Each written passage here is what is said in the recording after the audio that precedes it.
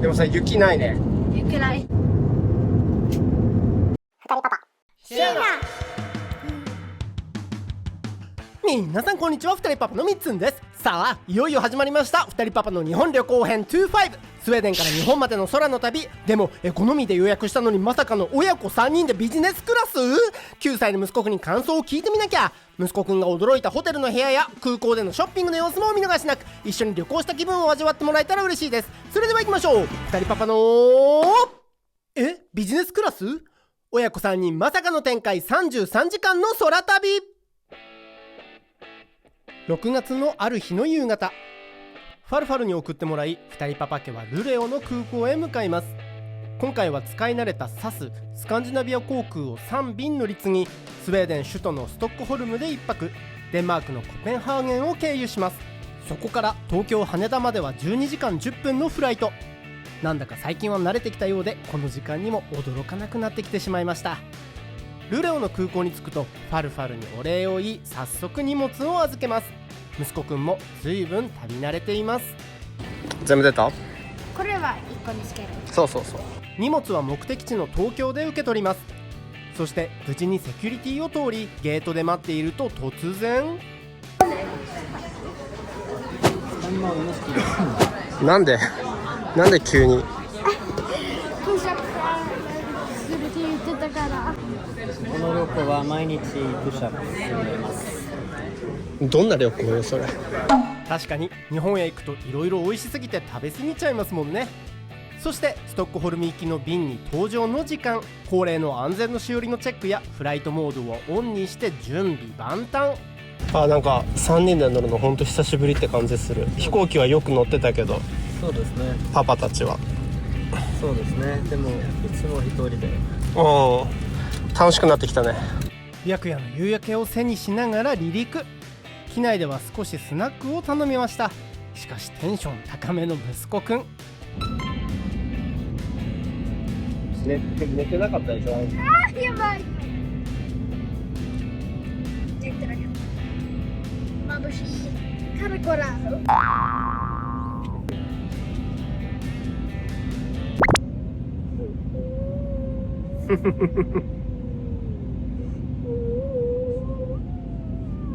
ドアップだね。1時間余りでストックホルムに到着。食事時のフライトでスナックを食べたとはいえお腹が空いていたので、そのまま空港のラウンジへ向かいました。最近出張の多いリカパッパ、マイルが溜まっていて上級会員になっていたので助かります。そしてターミナルから徒歩10分ほどのところのホテルへ向かいます。実は今回のフライト、ルレオを朝早く出るとホテル泊せず乗り換えられるスケジュールもあるにはあったのですが、ホテル代を加味してもこちらの方が安かったので1日早く出るスケジュールとなりました。正直体的にもこの方が楽なのかもしれません。そして息子くん、ホテルのお部屋のルームツアーやりたいらしいですよ。ちょっとね、パパたちもちゃんと入れてよ。一人だけ行かずに。なんかさ、すごい広い。何ちょっといいよ。予約したミツパッパも知らなかった息子くん大喜びの驚きのお部屋とは。二人パパありがとう、どうぞ。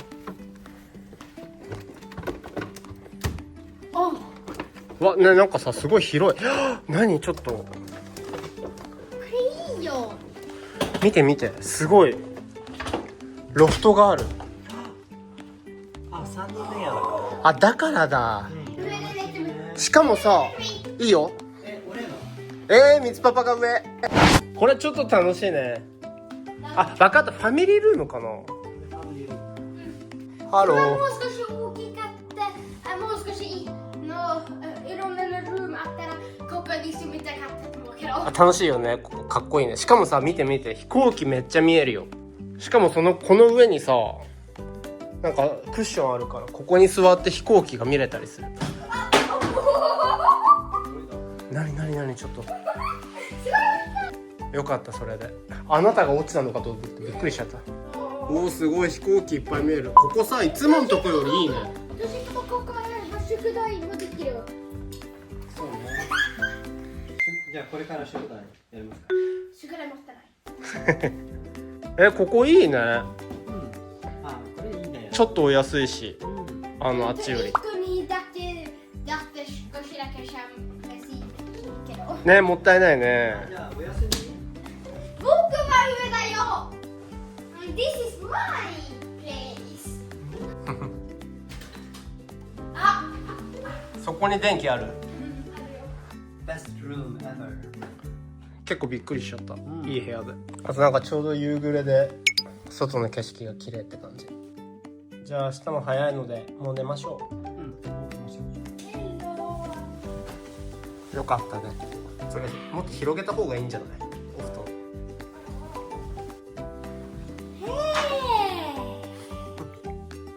明日の朝もそれぐらい早く起きてね。はい、おやすみ。リスはこのぐらい起きる。興奮冷めやらぬ息子くんですが、無事3人眠りにつくことができました。そして翌朝、目を覚ますとそのまま空港へと向かいます。この日は朝8時のフライトでコペンハーゲンへ向かい、12時45分の東京行きのフライトに搭乗予定。ストックホルムの空港のセキュリティを通ると、息子くん用の本を買い、ラウンジに朝ごはんを食べに行き、無事に搭乗、コペンハーゲンまでやってきました。ただこの空港はサスのハブ空港ということで誘惑が多いんです。これと、あ、これビデオになった。これの方がよくない？リカが白はどうだって言うから、どうこれダメって言われた。マトリックスすぎるそれ。キアヌ・リーブスならいいけどこっち見て。ああ、こっちの方がなんかチャラい。遊んでる人みたい。あ、そうね。リカパパとお揃いになっちゃうけどね。結局この3本を買いました。日本は夏ですもんね。そして息子くんとリカパッパが好きなレゴショップをウィンドウショッピングしたり、日本でのイベント用にシャツを探してパパたちは1着ずつゲット。そんなことをしていたらあっという間に東京行きのフライトの時間になり、ゲートへと向かいます。そして搭乗しようとしているその時、突然リカがちょっと待ってと言いました。僕ちょっとスタッフと話した新しいボーディングカードができました。おねえ。これは息子くん、これはリカパパ、これリカパパのボーディング。でもまだグループ1だからここで入れると思います。オッケー。今9番になった。いや前33番とかだったよ。前そうすごい。ちょっと違う席なんじゃない？もしかしたら。ねえねえ、リカパパが新しいチケットくれたよ。ちょっとこれすごいことになるかも。息子くんの初めて体験記になりそうだね今日は。なんで書いてあるか読める。ということは？ということで、さっきもお伝えした通り、最近出張の多いリカパッパが貯めたフライトマイルがもうすぐ期限切れになってしまうということで、エコノミーで取っていたチケットをアップグレードしてくれたようです。僕も知らなかったので本当にびっくりしました。9歳でビジネスクラスなんて贅沢させていいのかなとも思いましたが、今回はたまたまだからね、いつも乗れるわけじゃないからねと釘を刺しておきました。さあこの後はいよいよ息子くんの初めてのビジネスクラスへ。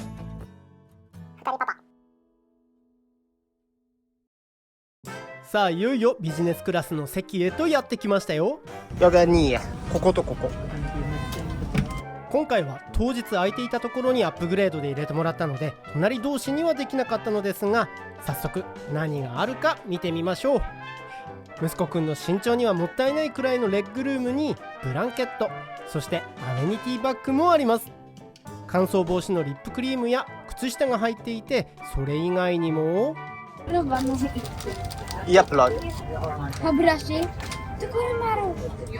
それは持って帰っていいやつだからね、全部。持って帰ってみ。嬉しい。嬉しい。これどうやってこれ開ける？これで開ける。もしかしたら開いてごらん。結構いいねこれ。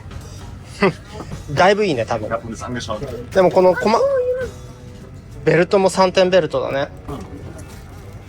ねえ、いいの9歳にビジネスクラス味合わせて。ちょっと俺、少し、この後の人生が逆に大変になる気がするけど。もうちょっと大きくなったら自分でエコノミーから乗らなきゃいけないんだよ。多分これ最後だからね、ビジネス乗るの。パパたちが。今日特別だと思う。ここで離陸前のウェルカムドリンクがやってきました。Ja, tack gärna. Ska du tänka på vatten eller apelsinjuice? Ska jag ta den? Ja, det går det. Här. Tack. じゃあリカ、乾杯する？乾杯。飛ぶ前からドリンクもらったね。でも飛ぶ前に飲むのでいい。うん。しかも本物のグラスだね、これね。そんな急がなくて大丈夫よ。喉乾いてた。喉乾いてた。嬉しい。ちょっと、アデソスペンなんで。リカパパにありがとうって言いますか、じゃあ。ありがとう。ポイントは溜まってたから使わないと。一段落するといよいよ離陸。きちんと安全のビデオを見てベルトを締めると12時間10分の空の旅へ出発です。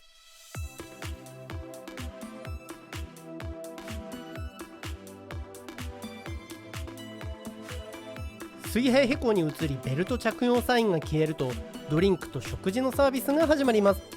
まずはあったかいおしぼりをいただくと息子くん思わずこんな一言。まあそれはいいよね。いつもこうだといいけど。どう日本行くの？ね。ドリンクサービスが始まりました。息子くんちゃんと自分でお願いできるかな？ミツパッパは梅酒やシャンパンを使ったカクテルをオーダーしたのですが、青空のようなこんな素敵なカクテルが運ばれてきました。乾杯。ちょっと遠いけど。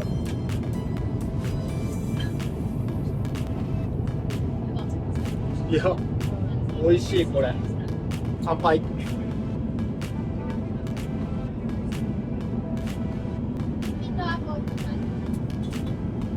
ね、シーブルーだね。あったかい。前菜が運ばれてきました。この日はサーモンか生ハムから選べます。息子くんは迷った末のサーモン。ミツパッパも同じものです。いただきます。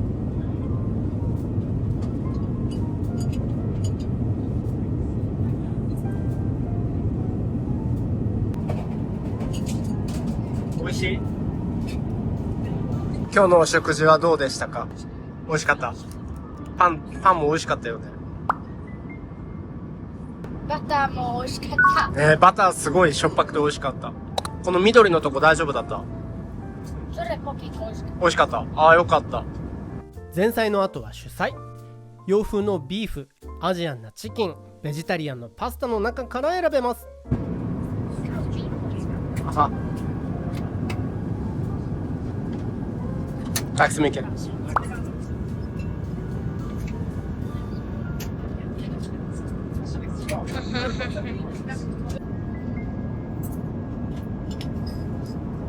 どう？美味しい？熱い。熱いね。ミツパッパがオーダーしたチキンも美味しかったのですが、息子くんとリカパッパが選んだビーフの方が良かったかもと後で味見させてもらって思いました。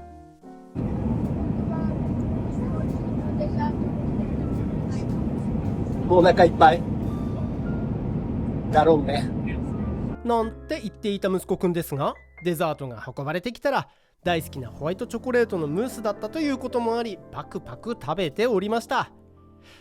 そして順調に航行を続け、息子くんは1本ほどアニメなどを見るとそろそろ寝る時間。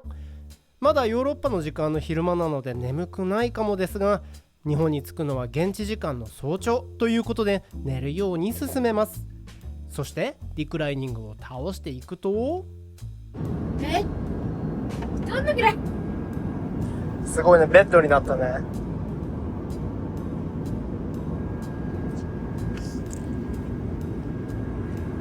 もうちょっと上行った方が首が苦しくないかも。航行中は常にシートベルトをするものなので、毛布の上からベルトをつけますね。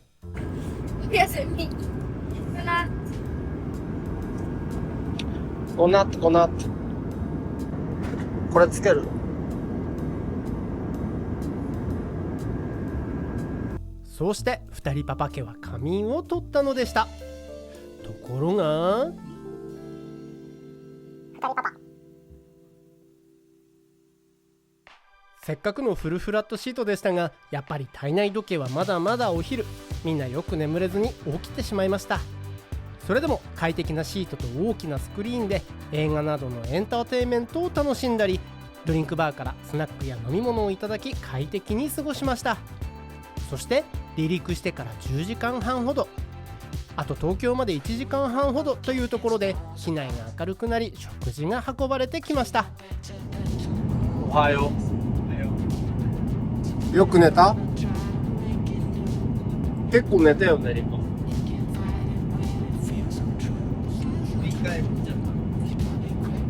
俺も一回起きて眠れなくなってた。俺3時間だけ寝たから。これすごい美味しい。オーバーナイトミューズリー。オーバーナイトミューズリー。個人的にはこのオーバーナイトオーツがとても美味しく、次に運ばれてきた温かいお料理もとても美味しかったです。そして順調に東へ航路を進めると見えてきました、日本の土地が。ちょっと雲が多めの日ではあったのですが、あれ見えるかな。まだ見えるね。しっかり。今はもっとよく見えるけど。ね。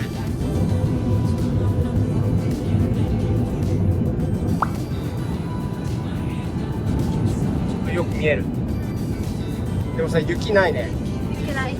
最近みつパパは一人で日本に来ることが多く、3人で一緒にこの景色を見ることができて、綺麗だねとか見ている景色を一緒に共有できるのが本当に嬉しかったです。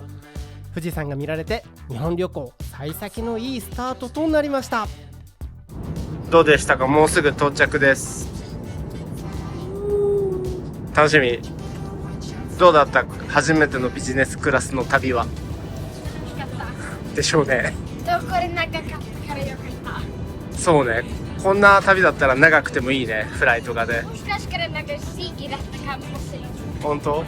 なんかたまにやるものがなかった。もう一応言っとくけど、帰りはエコノミーです。日本楽しみましょう。今1時？時間がね、自動で変わると思う。もう自動でもう変わってる。ただシートベルトサインがついて着陸態勢になるとちょっとサプライズが。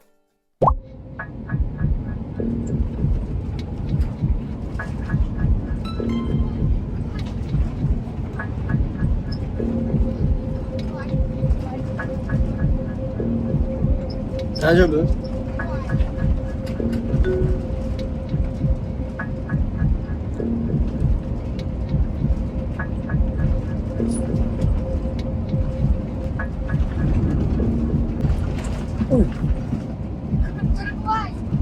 結構今日浮くね。なになに？これで増えたけど、あ大き怖かった。ああ、そうね。とちょっとドキドキもありましたが、気流が安定するとその後は着陸までスムース。東京湾の南側から羽田空港へと進入します。12時間超えのフライトもいよいよ終わり、東京へと着陸です。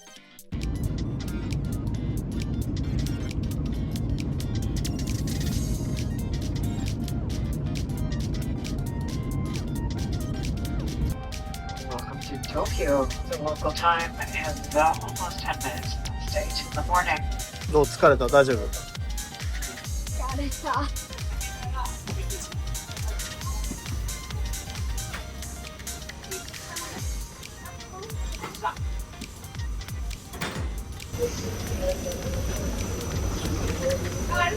そして日本に降り立った時の第一声は、わ暑い。あ、暑いね。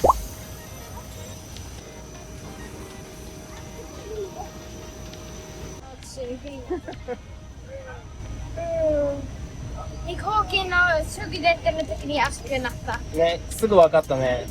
ターミナルビルに入り入国審査を終え、荷物を受け取ると空港へ出て高速バスで都心へと向かいます。そしてここへ来て眠気に襲われる息子くん。スウェーデン時間だと夜中ですからね。でもとにかく無事に東京に着くことができました。またこれから日本でしかできない楽しいことをいっぱい家族3人で過ごす夏休み。続きの動画もお楽しみに。次回予告は旅行では恒例になったあの行事ですよ。さーて来週の2人パパはみつおです。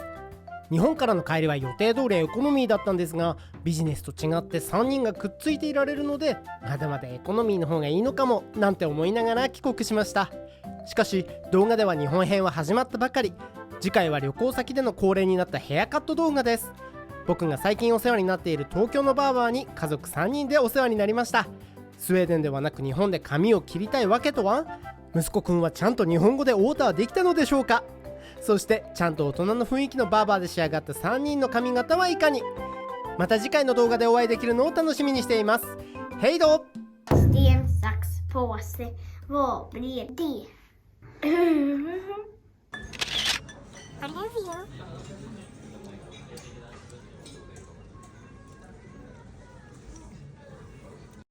二人パパ。